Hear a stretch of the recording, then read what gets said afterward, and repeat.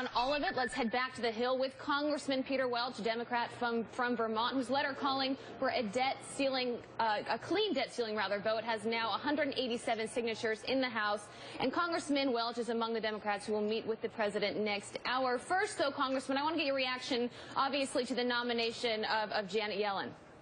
It's good news. You know, I think Bernanke did a good job stabilizing the financial sector, restoring wealth in the stock markets, but we still have unemployment that's too high and wages that are too low. And Yellen has a long and accomplished record of focusing on building the middle class and having an economy that works for everybody. So I think there's a lot of positive feeling about the president's choice in Janet Yellen. Well, and tell us, while we have you, about this letter. As I mentioned, you have 187 signatures for this clean bill. Tell us the latest. Well, you know, we're, for the first time in the history of this Congress, having a debate where we're acting as though there's an option and whether we pay our bills. And the point of this letter is to say very clearly that America does pay its bills. And my view is that both Republicans and Democrats should disarm, not use as a tactic to get their way on something important to a minority within either party, the threat that we're actually going to jeopardize the full faith and credit of the country. The downside damage of accomplishing that, using that tactic, far exceeds anything anyone's going to ultimately succeed in getting. So Democrats have come to this point of view. And I have to acknowledge that in the past, both sides have grandstanded on the debt ceiling, trying to use it as a way to criticize the incumbent party's economic policies. But we are at a point where we've gone beyond grandstanding or on the edge of default. That's unacceptable. Congressman, it's not just about grandstanding. Now we have Republicans who are saying, hey, this debt ceiling limit thing, it's not a big deal. It doesn't matter if we go over. Rand Paul saying it's irresponsible of the president to scare the markets. Not going over the debt ceiling means we're just going to pay our bills. And the New York Times notes there's a broad section of Republicans who are believing that. We're calling them default truthers or debt deniers. And a great email from a senior administration official to Politico. These are the kind of people who get eaten by bears. I mean, can you seriously believe that people are saying it's not that big a deal if we go over? Well, see, I can't. That's what makes this, quote, negotiation so hard. I asked a couple of my Tea Party colleagues, all right, let's say you succeed and we default on Monday. What's plan B for Tuesday? Right. And they look at me and say, well, we don't need one.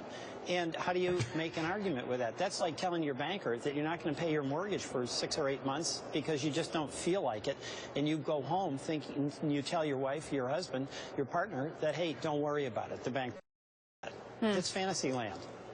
Well, and Congressman, there's a new Gallup poll, sort of to your point and to Teresa's point, showing that for the first time, Americans' #1 concern is not the economy, it is government dysfunction. And you can certainly understand why they're feeling that way. What I think is so frightening here, though, is we sort of know what to do about the economy. I mean, there's a debate about different approaches we could take.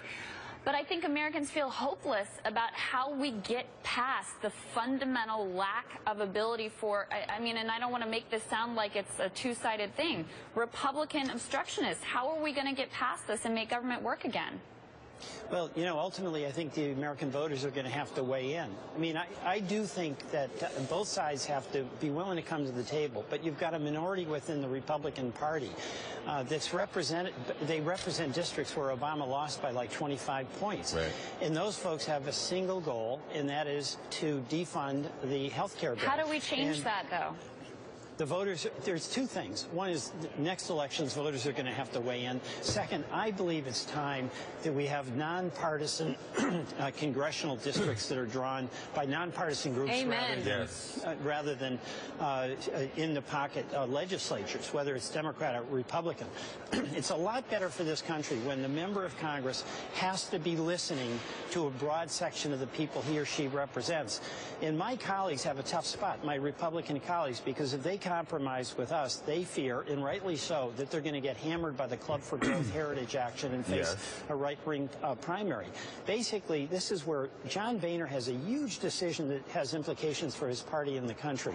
If he lets the Tea Party run roughshod, and that's what's going on right now, then that party's going to get narrower and narrower. And one of his challenges is that the Tea Party folks won't change. They want to shut down government if that's what it takes.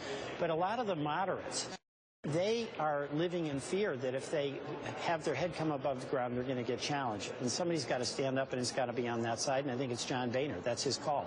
Yeah, and you mentioned those redistricting commissions, and as you know, Congressman, there are several states that have adopted that. This is not just a pipe dream. There's several states, Abby and I were talking about, that have made that change, and it's redounded to the benefit of having more competitive and less partisanly selected districts in those places.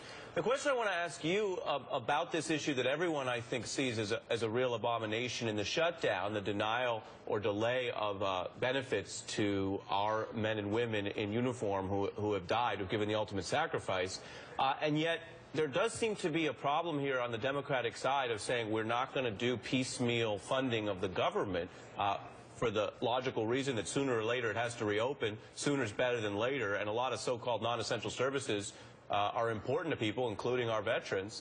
But how do you defend or explain what many Democrats are doing here, which is now going down the road of what looks like some piecemeal funding? Well, it's a dead-end approach. I mean, really what's going on here is there's a battle to shift blame to the other side, Republicans to Democrats and vice versa. And the Republicans have the control of whether we're going to open up government, because Mr. Boehner, if he puts a bill on the floor to open it up, that'll pass. Right. We've got all the Democrats and a number of Republicans, so we can get to 218. That's like beyond dispute. And Boehner, if he disputes it, put the bill on the floor and let's test it. But in the meantime, Boehner has to have a strategy where he's appearing, quote, reasonable. So he puts these piecemeal bills on the floor, and they're not going anywhere in the Senate. So it is political theater. And it's a major reason why I think the reaction around the country, including Vermont, is one of just dismay. And it's almost beyond, it's almost despair. But Congressman, I just want to totally understand that. Just want to be clear, though. So are you against any of the piecemeal funding? I am against piecemeal funding, just because the alternative, you know, the logical extension, we're going to start having a bill on every federal employee. Do we want Peter to work? Do we want Beverly to work? Do you like what they're doing? I mean, that's just a way of avoiding our fundamental responsibility. What do you have against Beverly, Congressman? What's wrong with Beverly? Well, I would have voted for Beverly. Yeah. Let me before you go, let me get you to weigh in on something that they're talking about doing in the other House, in the Senate. This sort of nuclear option they're talking about, changing the filibuster rules to be able to get a debt ceiling bill with just 51 votes. Do you think that can happen? Do you think that should happen? Well, I think it should happen. The filibuster has been wildly abused. You know, majority rule applies in this country, and we've created the filibuster into something that is not just to protect minority rights, it's to impose minority rule. And I think the Senate has got to do some, they've got to change it. That's my view. I agree on a lot of the things you said. Congressman Peter Welch, thank you, as always, for your time. Thank you.